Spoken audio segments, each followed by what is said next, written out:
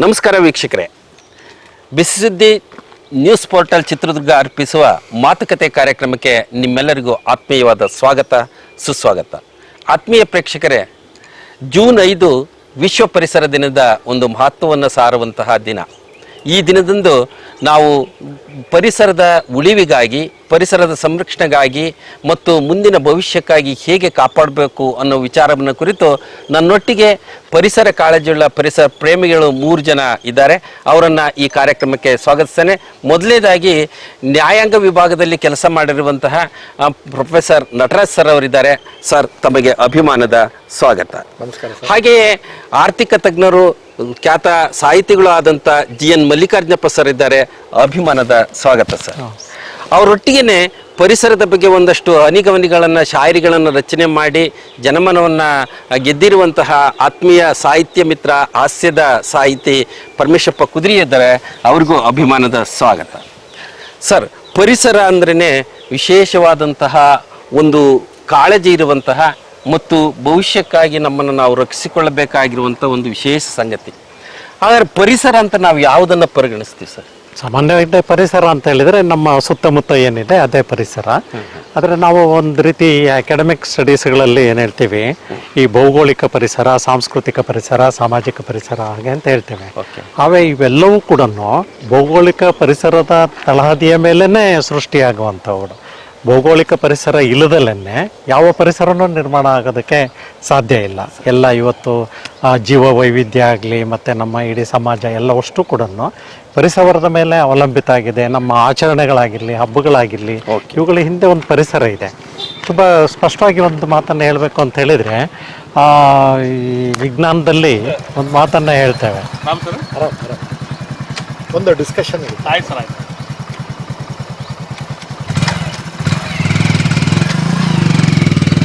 ಇಂಗ್ಲೀಷಲ್ಲಿ ಒಂದು ಮಾತಿದೆ, man is the product of environment ಅಂತೇಳಿ. ಮನುಷ್ಯ ಪ್ರಕೃತಿಯ ಶಿಶು ಅಂಥೇಳಿ. ಆ ಪ್ರಕೃತಿಯ ಶಿಶುವಾಗಿ ಇವತ್ತು ನಾಗರಿಕತೆ ಬೆಳೆದ ಹಾಗೆ, ತಂತ್ರಜ್ಞಾನ ಬೆಳೆದ ಹಾಗೆ, ಅನುಭವ ವೈವಿಧ್ಯತೆ ಬೆಳೆದ ಹಾಗೆ, ನಮ್ಮ ಆಸೆಗಳು ಮಲ್ಟಿಪ್ಲೈ ಆದಾಗೆಲ್ಲ ಅವುಗಳನ್ನು ತೀರಿಸಿಕೊಳ್ಳುವಂಥ ಬಯಕೆಗಳಿದಾವಲ್ಲ, ಆ ಬಯಕೆಗಳು ನಿಸರ್ಗದ ಮೇಲೆ ಒಂದಷ್ಟು ಹೊರೆಯನ್ನು ಹಾಕುವಂಥದ್ದಾಯಿತು. ಒಂದು ರೀತಿಯಲ್ಲಿ ಜನಸಂಖ್ಯೆ ಹೆಚ್ಚುತ್ತಾ ಹೋಯಿತು. ಜನಸಂಖ್ಯೆ ಹೆಚ್ಚುತ್ತಾ ಹೋದರೆ ಅವರುಗಳ ಬೆಳವಣಿಗೆ, ಆಹಾರ ಎಲ್ಲವಕ್ಕೂ ಕೂಡ ನಿಸರ್ಗದ ಮೇಲೇ ಅವಲಂಬಿಸಿದ್ರಿಂದ ಒಂದು ರೀತಿ ನಿಸರ್ಗ ಕಡಿಮೆ ಆಗ್ತಾ ಬಂತು. ಇವತ್ತು ನೋಡಿ, ವೈಜ್ಞಾನಿಕವಾಗಿ ಒಂದು ದೇಶ ಅಥವಾ ಒಂದು ಯಾವುದೋ ಒಂದು ಊರು ಇದು ಇರಬೇಕು ಅಂದರೆ 1/3 ಭಾಗ ಕಾಡಿರಬೇಕು, ಹಸಿರಿರಬೇಕು ಅಂತ ಹೇಳ್ತೇವೆ. ಇವತ್ತು ಅದು ಹೆಚ್ಚು ಕಡಿಮೆ ಸರಾಸರಿ 13%ಗೆ ಬಂದಿದೆ. ಈ ಕಾಡಿನ ವಿನಾಶ ಇದೆಯಲ್ಲ, ಅವು ಬಹುವಿಧದ ರೀತಿಯಲ್ಲಿ ನಮ್ಮ ಅಭಿವೃದ್ಧಿಗೆ ಧಕ್ಕೆ ತರ್ತವೆ, ಮಾನಸಿಕ ಶಾಂತಿಗೆ ತರ್ತಾ ಇದೆ. ನಿಸರ್ಗದ ಶಿಶು ಅಂತ ಅಂದುಕೊಂಡಂಥ ಒಂದು ಮನಸ್ಥಿತಿ ಇವತ್ತು ಹೋಗಿ ನಿಸರ್ಗದ ದಣಿ ಅಂತ ಹೇಳಿ ಮನುಷ್ಯನ ಮನೋಭಾವ ಬದಲಾವಣೆ ಆಗ್ಬಿಟ್ಟಿದೆ. ಹಾಗಾಗಿ ಶಿಶು ಆದರೆ ಇರುವಂಥ ಮನೋಭಾವನೆ ಬೇರೆ, ದನಿ ಆದರೆ ನಿಸರ್ಗದ ಮೇಲೆ ಮಾಲೀಕತ್ವವನ್ನು ಸಾಧಿಸ್ತೀವಿ ಅಂಥೇಳಿ ಎಲ್ಲರೂ ಕೂಡ ನಿಸರ್ಗದ ಮೇಲೆ ಮಾಲೀಕತ್ವವನ್ನು ಸಾಧಿಸೋದು, ಆ ಮಾಲೀಕತ್ವವನ್ನು ಯದ್ವತ್ತದ್ವ ಬಳಸ್ಕೊಳ್ಳೋದ್ರ ಮುಖಾಂತರವಾಗಿ ನಿಸರ್ಗದ ಎಲ್ಲ ಅಂಶಗಳನ್ನು ಒಂದು ಬಳಸ್ಕೊಳ್ಳೋ ನೆಲೆಯಲ್ಲಿ ಮಾಲಿನ್ಯಗೊಳಿಸೋದು ಕೂಡ. ಬಹುಶಃ ನಾವು ಪರಿಸರ ಅಂತೇಳಿ ಏನು ಮಾತಾಡ್ತೀವಿ, ಈ ಪರಿಸರ ಹಾಳಾಗಿ ಹೋಗ್ಬಿಟ್ಟಿದೆ ಅನ್ನೋದಕ್ಕೆ ನಾವು ಇವತ್ತು ಕಾಣುವಂಥ ನೈಜ ದೃಷ್ಟಾಂತಗಳಿದಾವೆ ಸರ್. ಒಂದು ಕಡೆ ಆಕಾಶದಲ್ಲಿ ಹಾರಾಡುವ ಹಕ್ಕಿ ಪಕ್ಷಿಗಳಿಲ್ಲ, ಅಂಗಳದಲ್ಲಿ ತಿಳಿಗಾಳಿ ಬೀಸ್ತಾ ಇಲ್ಲ, ನದಿ ಎಲ್ಲ ಬತ್ತಿ ಹೋಗಿದ್ದಾವೆ, ನಿಸರ್ಗ ಬರಡಾಗಿದೆ, ಕಾಡುಗಳು ನಾಶ ಆಗ್ತಿದೆ. ಈ ಪರಿಸರವನ್ನು ಮನುಷ್ಯ ತನ್ನ ಸ್ವಾರ್ಥಕ್ಕೆ ತಗೊಂಡಿದ್ದರಿಂದ ಪರಿಸರದ ಮೇಲಿನ ದಬ್ಬಾಳಿಕೆಯಿಂದ ಇಷ್ಟೆಲ್ಲ ಆಗ್ತಾ ಇದೆಯಲ್ಲ. ಹಾಗಾಗಿ ಪರಮೇಶಪ್ಪ ಸರ್ ಅವರೇ, ಈ ಪರಿಸರದ ನಾಶಕ್ಕೆ ಮೂಲಭೂತ ಕಾರಣಗಳೇನೇನಿರ್ಬೋದು ಸರ್? ಇದಕ್ಕೆ ಮೊದಲನೇದಾಗಿ ಮಾನವನ ದುರಾಸೆ ಅಂತ ಹೇಳಬಹುದು. ಓಕೆ. ಏನೆಂದು ನಾ ಹೇಳಲಿ ಮಾನವನ ಆಸೆಗೆ ಕೊನೆಯಲ್ಲಿ ಕಾಣುವುದೆಲ್ಲ ಬೇಕು ಎಂಬ ಛಲದಲ್ಲಿ ಅನ್ನೋ ಹಾಡು, ಆ ಗೀತೆಯಲ್ಲಿ ಎಲ್ಲವೂ ಇದೆ. ಏನು ಕಾಣುತ್ತೋ ಅದನ್ನೆಲ್ಲ ನಾವು ಬೇಕು ಬೇಕು ಬೇಕು ಅಂತಕ್ಕಂಥದ್ದೇ ಈ ಪರಿಸರ ನಾಶಕ್ಕೆ ಕಾರಣ ಅಂತ ಹೇಳ್ಬೋದು ಸರ್. ಓಕೆ. ಮನುಷ್ಯ ಅತಿಯಾದ ಬಳಕೆಯಿಂದ ತನಗೆ ಬೇಕಿದೆಯೋ ಬೇಕಿಲ್ವೋ ಪ್ರಗತಿ ಹೆಸರಿನಲ್ಲಿ ಎಲ್ಲವನ್ನ ಬಳಸ್ಕೊಂಡು ಈ ಸ್ಥಿತಿ ತಂದಿಟ್ಟಿದ್ದಾನೆ. ಹಾಗಾದ್ರೆ ನಟರಾಜ್ ಸರ್ ಅವರು, ಮನುಷ್ಯ ಬೆಳವಣಿಗೆ ಆದಂಗೆಲ್ಲ, ವೈಜ್ಞಾನಿಕತೆ ಮತ್ತು ಆಧುನಿಕತೆ ಬೆಳೆದಂಗೆಲ್ಲ ಒಂದಷ್ಟು ಪ್ರಗತಿಯ ಮೈಲುಗಲ್ಲುಗಳನ್ನು ನಾವು ನೋಡ್ತೇವೆ. ಆ ಪ್ರಗತಿ ಹೆಸರಿನಲ್ಲಿ ಇವತ್ತು ನಾವು ಪ್ರಕೃತಿಯ ಮೇಲೆ ಮಾಡ್ತಾ ಇರುವಂಥ ದಬ್ಬಾಳಿಕೆ ಏನಿದೆ ಅಥವಾ ಅದರ ಮೇಲೇನು ಮಾಡ್ತಕ್ಕಂಥ ಬಲಾತ್ಕಾರ ಏನಿದೆ, ಈ ಸಮತೋಲನ ಅಸಮತೋಲನ ಆಗಿರೋದಕ್ಕೆ ಇಷ್ಟೆಲ್ಲ ಮಾಡ್ತಕ್ಕಂಥ ಮನುಷ್ಯ ಪರಿಸರದ ಮೇಲೆ ಇದನ್ನು ಮಾಡಬಾರ್ದು ಅಂತ ಕಾನೂನುಗಳಿಲ್ವಾ? ಕಾನೂನುಗಳು ಬಹಳ ಸ್ಪಷ್ಟವಾಗೇ ಇದಾವೆ. ಪರಿಸರ ಸಂರಕ್ಷಣೆಗಾಗಿ ಇರ್ತಕ್ಕಂಥ ಕಾನೂನುಗಳು ಸಾಕಷ್ಟಿದಾವೆ. ಅದು ಇಂಡಸ್ಟ್ರಿಯಲ್ ಪೊಲ್ಯೂಷನ್ ಇರ್ಬೋದು, ಈ ಥರದ ನ್ಯಾಚುರಲ್ ಆಗಿ ನಿಸರ್ಗದತ್ತವಾಗಿ ಅಂತ ಈಗೇನು ನಮ್ಮ GNM ಸರ್ ಹೇಳಿದ್ರು ಅದು. ಮುಖ್ಯವಾಗಿ ನಾವೆಲ್ಲ ನಾಗರಿಕರು ಅಂತ ಅನಿಸ್ಕೊಳ್ಬೇಕಾದ್ರೆ ನಮ್ಮ ಮನೆ ಸುತ್ತಲೂ ಇರ್ತಕ್ಕಂಥ ಕಸಗಳೇನಿದೆ ಇದು ಏನ್ ಬಹಳ ಒಂದ್ ಚೀಲದಲ್ಲಿ ಹಾಕಿದ್ರೆ ಬಿಸಾಡೋಂಥದ್ದು ಮುನ್ಸಿಪಾಲ್ಟಿ ಅವ್ರು ಒಯ್ತಾರೆ ಇಷ್ಟೇ ಭಾವಿಸಿದೀವಿ. ಆದ್ರೆ ಇಡೀ ಊರಿನಲ್ಲಿರೋರು, ಇಡೀ ಪಟ್ಟಣದಲ್ಲಿರೋರು ನಾವು ಎಷ್ಟು ಕಸವನ್ನ ಉತ್ಪಾದಿಸ್ತಾ ಇದೀವಿ, ಇದರಿಂದ ನಾವು ಪರಿಸರದ ಮೇಲೆ ಎಷ್ಟು ದಾಳಿ ಮಾಡ್ತಾ ಇದೀವಿ. ಈಗ ತಾನೇ ತಾವು ಕೇಳಿದ್ರೆ ಕಾನೂನು ಇಲ್ವೇ ಇದಕ್ಕೆ ಅಂತೇಳಿ ಕಸವನ್ನ ಎರಡನ್ನು ವಿಂಗಡಿಸಿ, ಹಸಿ ಕಸ, ಒಣ ಕಸವನ್ನ ಮತ್ತು ಅದರ ಜೊತೆಗೆ ಪ್ಲಾಸ್ಟಿಕ್ ಕಸ ಮೂರನ್ನು ವಿಂಗಡಿಸಿ ಮಾಡಬೇಕು ಅಂತ ಪ್ಲಾಸ್ಟಿಕ್ ಬಕೆಟ್ಗಳನ್ನ ಕೊಟ್ಟಿದ್ದಾರೆ. ನಾವು ಆ ತರ ಮಾಡ್ತಾ ಇಲ್ಲ, ಎಲ್ಲ ತಗೊಂಡೋಗಿ ಡಂಪ್ ಮಾಡ್ತೀವಿ. ಒಂದು 5 ನಿಮಿಷ ಲೇಟ್ ಆದ್ರೂ ಕೂಡ ಮುನ್ಸಿಪಾಲ್ಟಿ ಕಸ ಒಯ್ಯನ್ ಬರೋ ಲೇಟ್ ಆದ್ರೂ ಕೂಡ ರಸ್ತೆ ಬಿಸಾಡ್ತೀವಿ, ಇಲ್ಲ ಖಾಲಿ ಸೈಟ್ಗಳಲ್ಲಿ ಬಿಸಾಡ್ತೀವಿ, ಇಲ್ಲ ಪಕ್ಕದ ಮನೆ ಕಾಂಪೌಂಡಿಗೆ ಬಿಸಾಡಿ ನಾವು ಸುಮ್ಮನೆ ಹಾಕ್ತೀವಿ. ಬಹಳ ದೊಡ್ಡ ಅಪರಾಧ ಇವತ್ತು. ಬೆಂಗಳೂರಂತ ಮಹಾನಗರದಲ್ಲಿ ಇವತ್ತು ಒಂದು ಕಾಲಕ್ಕೆ ಕೇವಲ ಕೆಲವೇ 100 ಟನ್ಗಳಷ್ಟು ಕಸ ಉತ್ಪಾದನೆ ಆಗ್ತಾ ಇದ್ದು ಇವತ್ತು 6,000 ಟನ್ ಉತ್ಪಾದನೆ ಆಗುತ್ತೆ ಪ್ರತಿದಿನ. 6,000 ಟನ್ ಕಸವನ್ನ ಎಲ್ಲಿ ವಿಲೇವಾರಿ ಮಾಡಬೇಕು? ಪ್ರತಿ ವರ್ಷ ಒಂದೊಂದು ಹಳ್ಳಿಯನ್ನ ಆಯ್ಕೆ ಮಾಡ್ತಿದ್ದಾರೆ. ಅದೇ ಪ್ರಮಾಣದಲ್ಲಿ ಚಿತ್ರದುರ್ಗಕ್ಕೆ ಬಂದ್ರು ಕೂಡ 100 ವಾಹನಗಳಲ್ಲಿ ಸಾಗಿಸಿದ್ರು ಕೂಡ ಇವತ್ತು ವಿಲೇವಾರಿ ಆಗ್ತಾ ಇಲ್ಲ. ಸೊ ಇದನ್ನ ನಾವು ಎಲ್ಲಿ ಬೇಕಲ್ಲಿ ಬಿಸಾಡೋದು ಇದೆಯಲ್ಲ, ಬಹಳ ದೊಡ್ಡ ಅಪರಾಧವನ್ನ ನಾವು ಮಾಡ್ತೀವಿ. ಇದ್ರ ವಿರುದ್ಧ ಮುನ್ಸಿಪಾಲ್ಟಿ ಆಕ್ಟ್ ನಲ್ಲೇ ಒಂದು ಕಾನೂನಿದೆ. ಎಲ್ಲಂದ್ರೆ ಅಲ್ಲಿ ಬಿಸಾಡಬಹುದ ಕಸವನ್ನ ಬಿಸಾಡಿದ್ರೆ ಅಂತವರ ಛಾಯಾಚಿತ್ರವನ್ನ, ವಿಡಿಯೋವನ್ನ ತೆಗೆದು ಮುನ್ಸಿಪಾಲ್ಟಿ ಕೊಟ್ರೆ ಅವ್ರ ಮೇಲೆ ದಂಡ ವಿಧಿಸುವ ಅಧಿಕಾರ ಮುನ್ಸಿಪಲ್ ಅಥಾರಿಟೀಸ್ಗಿದೆ. ಕೇರೆ ಮಾಡ್ತಾ ಇಲ್ಲ ನಾವು. ಇದು ಇವತ್ತು ಕಾನೂನುಗಳಿದಾವೆ. ವ್ಯವಸ್ಥಿತವಾಗಿ ವಿಲೇವಾರಿ ಮಾಡೋದಕ್ಕೋಸ್ಕರ ಇರೋದನ್ನ ಬಳಸ್ಕೊಳ್ಳಾರ್ದೆ ಪರಿಸರವನ್ನ ಇನ್ನಷ್ಟು ಹಾಳು ಮಾಡೋದು. ಉದಾಹರಣೆಗೆ ನೋಡಿ, ಇಷ್ಟೊಂದು ಸ್ವಚ್ಛಂದವಾದ ಪರಿಸರ ಇಲ್ಲಿದೆ, ಸುಮ್ನೆ ಹೋಗಲ್ಲ ನಾನು, ತಿಂದು ಬಿಸಾಡಿ ಹೋಗೋದು. ಅವರು ಪಾಪ ಫಾರೆಸ್ಟ್ ಡಿಪಾರ್ಟ್ಮೆಂಟ್ ಅವ್ರು ಬರೀ ಇದನ್ನೇ ಮಾಡೋದಾಗಿದೆ. ಇಲ್ಲಿರೋ ವನ್ಯಜೀವಿಗಳ ಸಂರಕ್ಷಣೆ, ಪಶು ಪಕ್ಷಿಗಳ ಜೊತೆ ಸಂರಕ್ಷಣೆ ಜೊತೆಗೆ ನಮ್ಮಂತವ್ರು ಬಳಸಿ ಬಿಸಾಡಿರ್ಬಹುದಾದ ಕಸವನ್ನು ಹೇಕೋದಿದೆಯಲ್ಲ, ಬಹಳ ದೊಡ್ಡ ಅಪರಾಧ. ಬಹುಶಃ ಆ ಕಾರಣಕ್ಕಾಗಿನೇ ನಮ್ಮ ಸರ್ಕಾರಗಳು, ಸಮಾಜಗಳು ಎಲ್ಲ ಪರಿಸರ ಸ್ವಚ್ಛವಾಗಿ ಇಟ್ಕೊಳ್ಬೇಕು, ಪರಿಸರದ ಆಂದೋಲನ ಆಗಬೇಕು, ಪರಿಸರ ಪ್ರಜ್ಞೆ ಮೂಡಿಸ್ಬೇಕು ಅನ್ನೋ ಕಾರಣಕ್ಕೆ ಅಧಿಕೃತವಾಗಿ 1974 ಜೂನ್ 5ನೇ ತಾರೀಕು ವಿಶ್ವ ಪರಿಸರ ದಿನವನ್ನು ಜಾರಿಗೆ ತಂದು ಅಲ್ಲಿಂದ ಇಲ್ಲಿಯವರೆಗೆ ಸತತವಾಗಿ ಪ್ರತಿ ವರ್ಷ ನಾವು ಜೂನ್ 5ರಂದು ಆಚರಣೆಯನ್ನು ಮಾಡ್ತೇವೆ. ಆಚರಣೆಗಳು ಎಲ್ಲಿ ಬಂದಿದ್ದಾವೆ ಅಂತ ಹೇಳಿದ್ರೆ ನಾಮಕಾವಸ್ತಿಗಾಗಿ ನಾಮಕಾವಸ್ತಿಯ ಪ್ರೋಗ್ರಾಮ್ಗಳಾಗಿದೆ. ಪರಿಸರ ಸಂರಕ್ಷಣೆ, ಪರಿಸರ ದಿನಾಚರಣೆ ಅಂದ್ರೆ ಕೇವಲ ಸಸಿ ನೆಡೋದು ಮಾತ್ರ ಅಲ್ಲ. ಈಗಾಗಲೇ ನಿಸರ್ಗದತ್ತವಾಗಿ ಬೆಳೆದು ಬಂದಿರೋ ಈ ಸಸ್ಯ ಸಂಪತ್ತನ್ನು ಉಳಿಸ್ಕೊಳ್ಳೋದು ಕೂಡ ಬಹಳ ದೊಡ್ಡ ಜವಾಬ್ದಾರಿಯುತವಾದ ಪರಿಸರ. ಮತ್ತೆ ಇದನ್ನ ಕಲುಷಿತ ಮಾಡಬಾರ್ದು. ನಾವು ತುಂಬಾ ಸ್ಪಾಯ್ಲ್ ಮಾಡ್ತಿದೀವಿ, ಅದು ನಿಲ್ಬೇಕು. ಹಾಗಾದಾಗ ಮಾತ್ರ ನಿಜವಾದ ಅರ್ಥದಲ್ಲಿ ಪರಿಸರ ದಿನಾಚರಣೆ ಮಲ್ಲಿಕಾರ್ಜುನ ಸರ್, ಈಗ ಪರಿಸರ ರಕ್ಷಣೆಯ ಒಂದು ದಿನದ ಅಂಗವಾಗಿ ಪ್ರತಿ ವರ್ಷ ಒಂದು ಧ್ಯೇಯವಾಕ್ಯವನ್ನು ಮಾಡ್ತಾರೆ. ಈ ವರ್ಷದ ಧ್ಯೇಯವಾಕ್ಯ ಏನಂದರೆ ಪ್ರಕೃತಿಯಿಂದ ಸ್ಫೂರ್ತಿ, ಹವಾಮಾನಕ್ಕಾಗಿ, ನಮ್ಮ ಭವಿಷ್ಯಕ್ಕಾಗಿ ಅಂತ ಧ್ಯೇಯವಾಕ್ಯ ಇದೆ. ಇದನ್ನು ನೀವು ಹೇಗೆ ಅರ್ಥೈಸ್ತೀರಿ ಸರ್? ಇದು ಸಾಮಾನ್ಯವಾಗಿರೋಂಥ ಒಂದು ವರ್ಷ ಬಂತು, ಒಂದು ಪರಿಸರ ದಿನಾಚರಣೆ ಮಾಡಬೇಕು ಅಂತ ಒಂದು ಧ್ಯೇಯವಾಕ್ಯ ರೂಪಿಸೋದು ಮಾಡೋದು ಅದೆಲ್ಲ ಇದೆ. ಒಂದು ಧ್ಯೇಯವಾಕ್ಯ ನೀವು ಯಾವುದೇ ಮಾಡಿ ಅದರೊಳಗಡೆ ಒಂದು ವಿಸ್ತೃತವಾದಂಥದ್ದು ಒಂದು ಅರ್ಥ ಇರುತ್ತೆ. ಇಲ್ಲಿ ಆಗಬೇಕಾಗಿರೋದೇನು ಅಂತ ಹೇಳಿದರೆ, ನಾನು ನಿಸರ್ಗದಲ್ಲಿ ಹುಟ್ಟಿದ್ದೀನಿ, ನಿಸರ್ಗವನ್ನು ನಾನು ತಾಯಿ ಥರದಲ್ಲಿ ಪ್ರೀತಿಸಿ ಅದನ್ನು ಪಲ್ಯೂಟ್ ಮಾಡಬಾರ್ದು ಅನ್ನುವಂಥ ಪ್ರಜ್ಞೆ ಬೆಳೆಸ್ಬೇಕಾಗಿದೆ. ಆ ಪ್ರಜ್ಞೆ ಹೇಗೆ ಬೆಳಿಬೇಕು? ಒಂದು ನಮ್ಮ ಅಂತರಂಗದಿಂದ ಸ್ವಯಂ ತಿಳುವಳಿಕೆಯಿಂದ ಬರಬೇಕು. ಇನ್ನೊಂದು ಅದೇನು ಮಾಡಲಿಲ್ಲ ಅಂದರೆ ಲಾಠಿ ಎತ್ತಿ ಆದರೂ ಕೂಡ ಮಾಡಬೇಕು, ಅಂದರೆ ಕಾನೂನಿನ ಜಾರಿ ಆಗಬೇಕು. ಇವಾಗ ಏನಾಗಿದೆ ಅಂದರೆ, ಪರಿಸರವನ್ನು ಹಾಳು ಮಾಡುವಂತಹ ಒಂದು ನೆಲೆಗಟ್ಟಿನಲ್ಲಿ ಒಂದು ಸಂಘಟಿತವಾದಂಥ ಉದ್ಯಮ ಮತ್ತು ರಾಜಕೀಯ ವಲಯಗಳೇ ಇವತ್ತು ಆಗ್ತಾ ಇದೆ. ಈಗ ಸುಮ್ಮನೆ ಒಂದು ಉದಾಹರಣೆ ಹೇಳಬೇಕಾದ್ರೆ, ವೀರಪ್ಪನ ಒಂದು ಕ್ರಿಯಾಶೀಲತೆ ಏನಿತ್ತಲ್ಲ, ಆ ಸಂದರ್ಭದಲ್ಲಿ ಆ ಸುತ್ತಮುತ್ತಲಿನ ಕಾಡುಗಳಿದ್ವಲ್ಲ, ಅವು 5% ಜಾಸ್ತಿ ಆಯಿತು ಅಂತ. ಅಂದರೆ ಯಾಕೆ ಅಂತ ಹೇಳಿದ್ರೆ, ಅಲ್ಲಿ ಹೋಗೋದಕ್ಕೆ ಹೆದರ್ಕೊಂಡ್ರು, ಅವನು ಇವನ್ನ ಗಣಿಗಾರಿಕೆ ಇವುಗಳನ್ನೆಲ್ಲ ಕಟೈಲ್ ಮಾಡ್ದ, ಇವೆಲ್ಲವೂ ಕೂಡ. ಅಂದರೆ ಇದೇನಾಗ್ತಾ ಇದೆ ಅಂದರೆ, ಕಾಡಿನ ಒಳಗಡೆ ಇರುವಂಥ ಜನಗಳಿಂದ ಕಾಡನ್ನು ನಾಶ ಆಗ್ತಾ ಇಲ್ಲ, ಕಾಡಿನ ಹೊರಗಡೆಯ ಜನಗಳು ನಾಗರಿಕ ಬದುಕಿನ ಒಂದು ಕಾರಣಕ್ಕೋಸ್ಕರವಾಗಿ ಊರಿನ ಕಸ ಕಾಡನ್ನ ಸೇರ್ಕೊಳ್ತಾ ಇದೆ. ಅದನ್ನು ತಡಿಬೇಕು. ಊರಿನ ಕಸ, ಸ್ಮಶಾನದ್ದು ಎಲ್ಲವೂ ಕೂಡ ನದಿಗಳಿಗೆ ಹೋಗ್ತಾ ಇದೆ. ಇವತ್ತು ಗಂಗಾ ನದಿ ನೋಡಿ, ಪೂಜೆ ಮಾಡ್ತೀವಿ, ಇಷ್ಟೆಲ್ಲ ಇದೆ. ಇವನ್ನೆಲ್ಲ ಮಾಡಿದ್ರು ಕೂಡ ಮಲಿನ ಮಾಡೋದನ್ನ ನಿಲ್ಸಿದೀವ? ಇಲ್ಲ. ಇವತ್ತು ಜನಸಂಖ್ಯೆ ನೋಡಿದ್ರೆ 147 ಕೋಟಿ ಆಗಿದೆ. ಕುಡಿಯೋ ನೀರು ಅವತ್ತು ಸ್ವಾತಂತ್ರ್ಯ ಬಂದ ಸಂದರ್ಭದಲ್ಲಿ 36 ಕೋಟಿ ಇತ್ತು. 36 ಕೋಟಿಯಿಂದ 147 ಕೋಟಿಗೆ ಬಂದಾಗ ಅಗತ್ಯಗಳು ಎಷ್ಟಿದಾವೆ?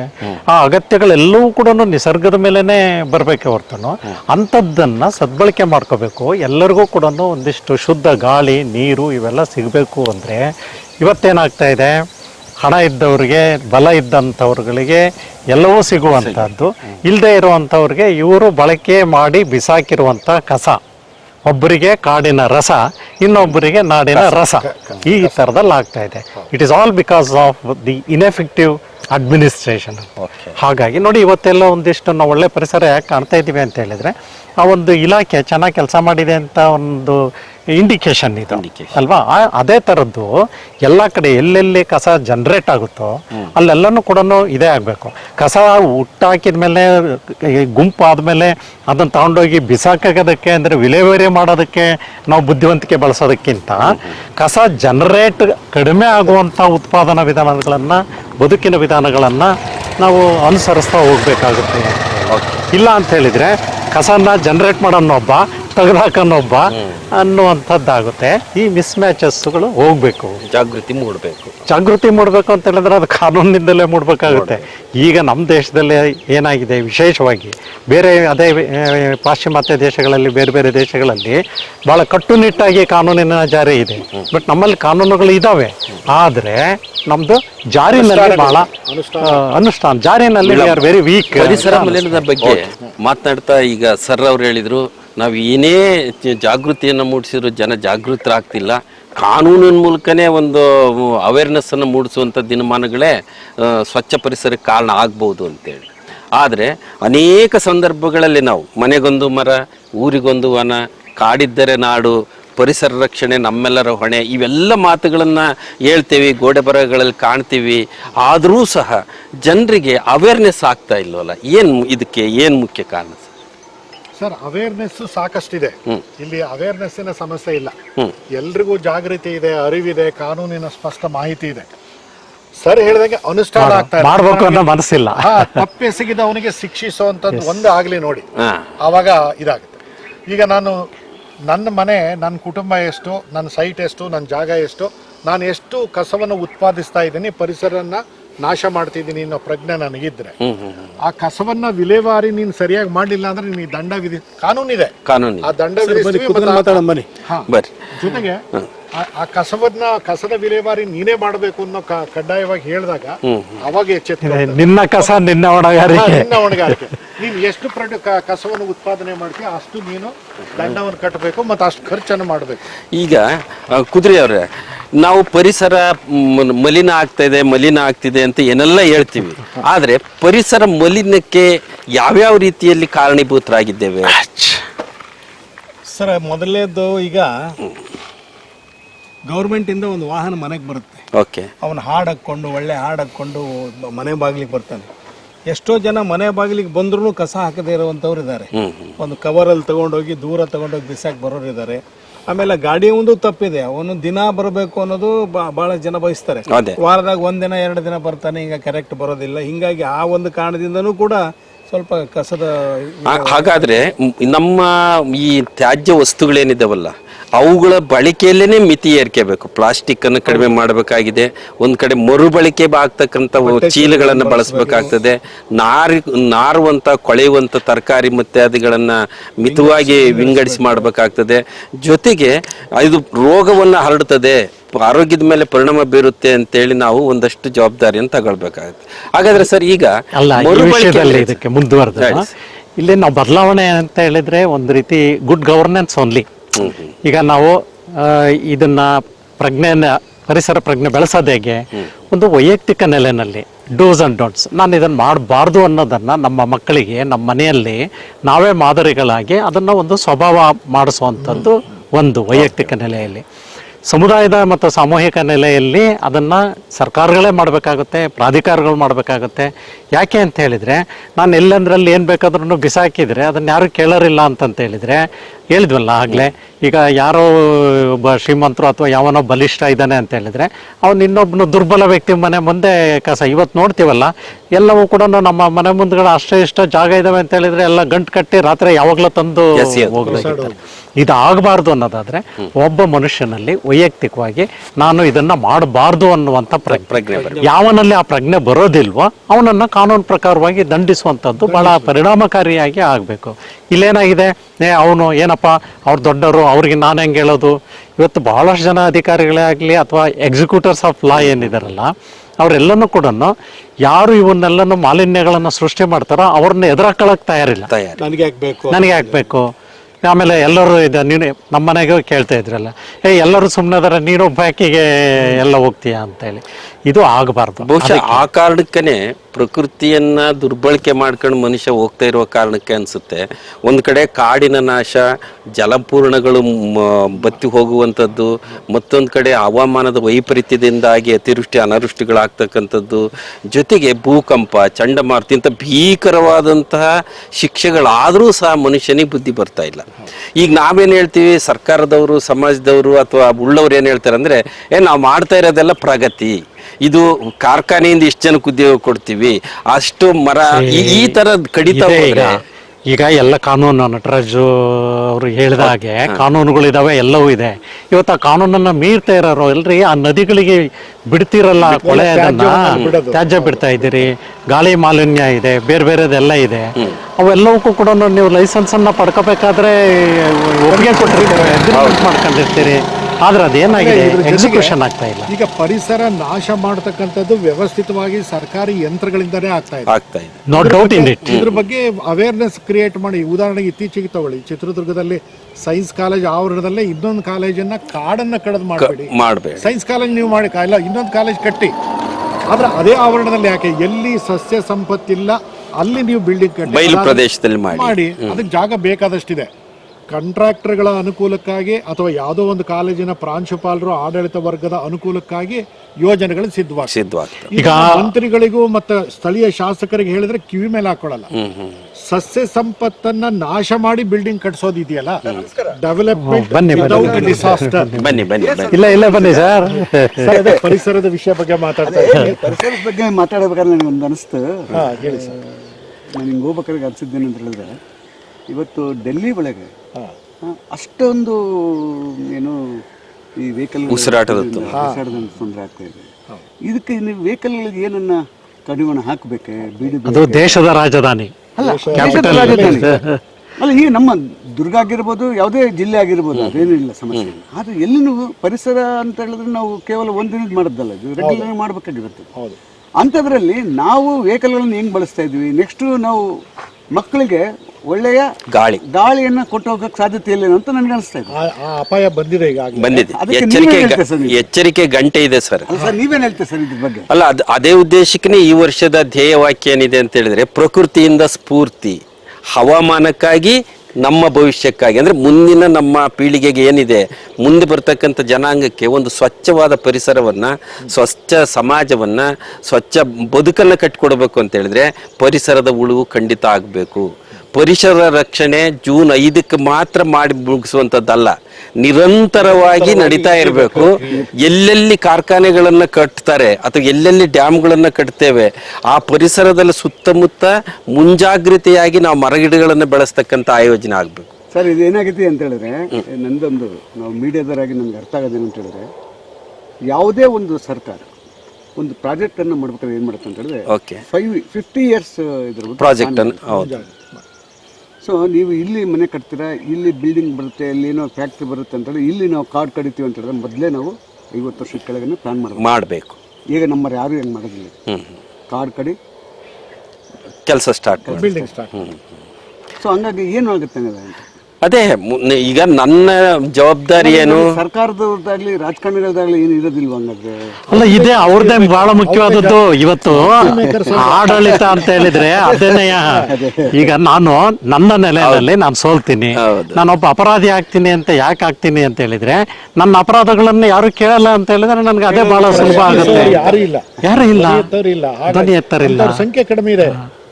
ಅಲ್ಲಲ್ಲ ಧ್ವನಿ ಎತ್ತರನ ವ್ಯವಸ್ಥಿತವಾಗಿ ತುಳಿದು ಈಗ ನೋಡಿ, ಶಿಕ್ಷೆ. ಈಗ ಅಲ್ಲಿ ಒಂದು ಮರ ಕಡಿಬೇಡ್ರಿ ಅಂತ ನಾವು ಹೇಳ್ತೀವಿ, ಇಲ್ಲಾಗ್ಲಿ 100 ಮರ ಕಡಿದ್ರು. ಅಲ್ಲ ಅದಕ್ಕಾಗಿನೇ ಹಿಂದೆ ಸುಂದರ್ಲಾಲ್ ಬಹುಗುಣ ಅವ್ರ ನೇತೃತ್ವದಲ್ಲಿ ಅಪ್ಕೋ ಚಳವಳಿ ಅಂತ ಚಳವಳಿಗಳೆಲ್ಲ ಆರಂಭ ಆಗಿದ್ದು. ಆ ಕಾರಣಕ್ಕಾಗಿನೇ ಒಂದಷ್ಟು ಜನ ಪರಿಸರ ಪ್ರೇಮಿಗಳು ಅಥವಾ ಸಮಾಜದ ಬಗ್ಗೆ ಒಳ್ಳೆ ಅಭಿಪ್ರಾಯ, ಸ್ವಚ್ಛ ಸಮಾಜ ಬೇಕು ಅನ್ನುವಂಥವ್ರು ಪ್ರತಿಭಟನೆ ಮಾಡ್ತಾರೆ. ನನಗೆ ಹೆಂಗ ಅನ್ನಿಸ್ತದೆ ಈಗ ಹೇಳಿ.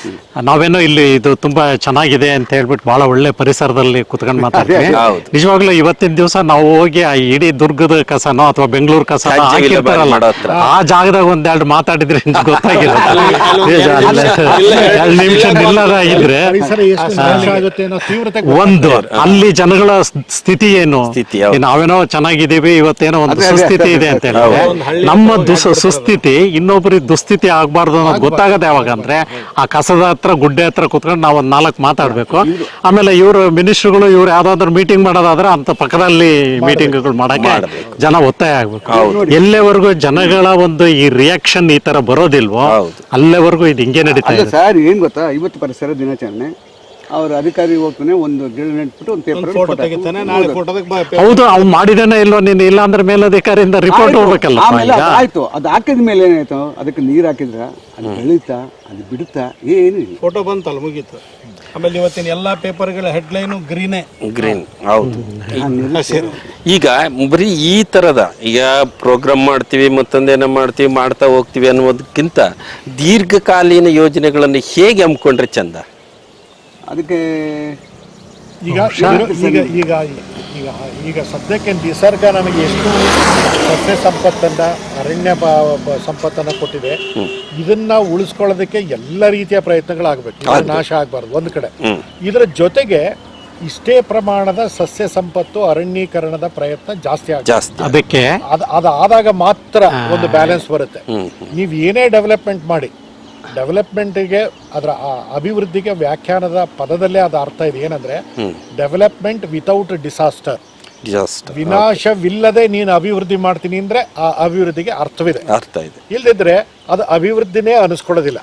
ಅಲ್ಲ, ಈಗ ನೀವು ಬೆಳಿಗ್ಗೆ ಘೋಷವಾಕ್ಯ ಅಂತ ಏನಾಗ್ಲೇ ಹೇಳಿದ್ರಲ್ಲ, ನಿಸರ್ಗದಿಂದ ಪಡೆಯಬೇಕಾಗಿರೋ ಸ್ಫೂರ್ತಿ ಯಾವುದು ಅಂತ ಹೇಳಿದ್ರೆ, ನಾನು ನಿಸರ್ಗದಿಂದ ಎಷ್ಟನ್ನ ಪಡ್ಕೊಳ್ತೀನಿ ಅದನ್ನ ರೆಸ್ಟೋರ್ ಮಾಡುವಂಥದ್ದು, ಪುನರ್ ಸ್ಥಾಪಿಸೋದಕ್ಕೆ ನಾವೇನ್ ಮಾಡ್ತೀವಿ ಅನ್ನೋವಂಥದ್ದು. ಇವತ್ತು ನಮಗೇನಾಗಿದೆ ಅಂದ್ರೆ ನಮಗೆ ಬೇಕಾದಕ್ಕೆ ಏನ್ ಬೇಕು ಅಂತ ಮಾಡ್ಕೊಂಡು ಹೋಗ್ತೇವೆ ಹೊರತು ನಾನು ಮಾಡಿರೋದು ಅಲ್ಲಿ ಏನು ಅನಾನುಕೂಲ ಆಗಿದೆ ಅಥವಾ ಯಾವುದನ್ನು ಬಳಕೆ ಮಾಡಿದ್ದೇನೆ ಅದನ್ನ ಇನ್ನೊಬ್ಬರಿಗೆ ಬಿಟ್ಟೋಗುವಂತ ಕಾಳಜಿ ಬೇಕಲ್ಲ.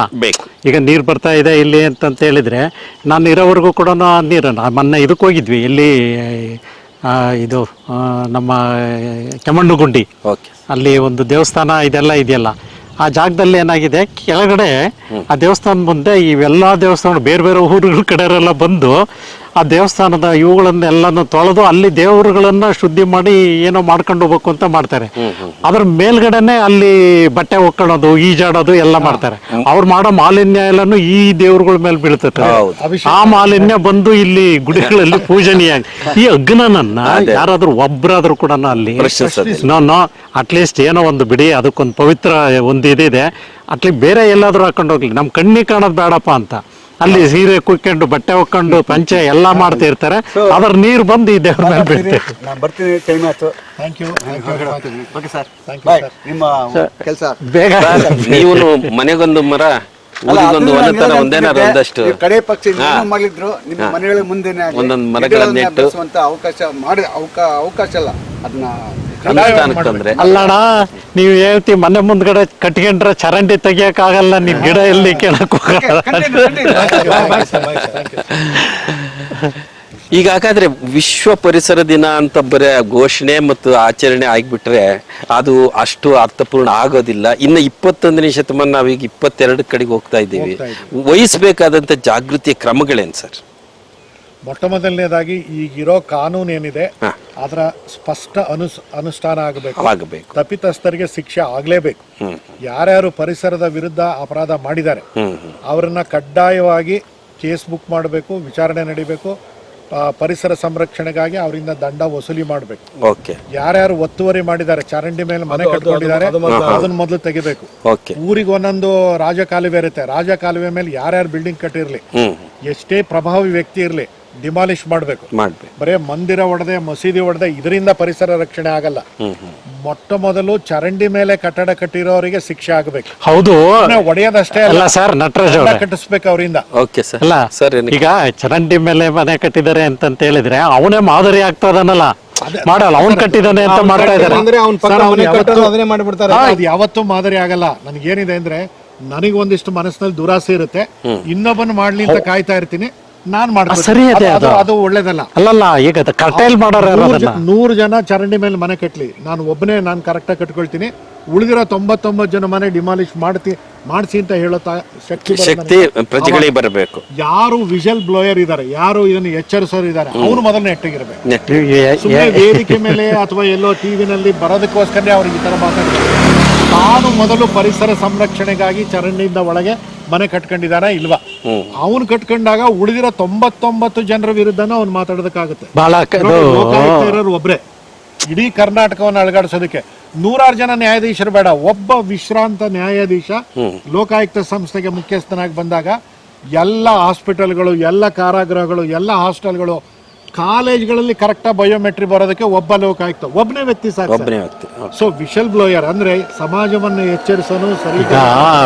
100 ಜನ ಆಗೋದು ನಿಧಾನಕ್ಕೂ ಆಗ್ತಾರೆ, ಮೊದಲು ಒಬ್ಬನಾದ್ರೂ ಪ್ರಾರಂಭ ಮಾಡಿ. ಇದು ನನ್ನ ಒಬ್ಬ ಪ್ರಾರಂಭ ಮಾಡಿದ್ದಾರೆ, ಬಹಳಷ್ಟು ಜನಗಳು ಕೂಡ ಒಬ್ಬೊಬ್ರು ಇದಾರೆ. ಅವರು ಪ್ರಾರಂಭ ಮಾಡಿದಾರೆ, ಹೆಂಗದಾರ ಹಂಗೆ ಇದಾರೆ ಹೊರತುನು ಅವ್ರ ಮಾತುಗಳನ್ನ ಒಂದು ಪ್ರಭುತ್ವ ತಗಂತ ಇಲ್ಲಲ್ಲ. ಇಲ್ಲ, ಪ್ರಭುತ್ವ ತಗೊಳ್ಳಿ ಬಿಡ್ಲಿ, ಬದಲಾವಣೆ ಆಗಿದೆ. ಕರ್ನಾಟಕದ ಲೋಕಾಯುಕ್ತ ಸಂಸ್ಥೆ ಇಡೀ ದೇಶಕ್ಕೆ ಮಾದರಿ ಆಗಿದೆ ಒಂದು ಕಾಲದಲ್ಲಿ. ಮತ್ತೆ ಅವರ ಟರ್ಮ್ ಮೇಲೆ ಆ ಲೋಕಾಯುಕ್ತರನ್ನ ನಮ್ಮ ರಾಜ್ಯಕ್ಕೆ ಬನ್ನಿ ನೀವು ಮಾಡಿ ಅಂತ ಕರೆದ್ರು. ಅದಕ್ಕಿಂತ ಒಳ್ಳೆ ಸಕ್ಸಸ್ ಇನ್ನೇನ್ ಬೇಕು.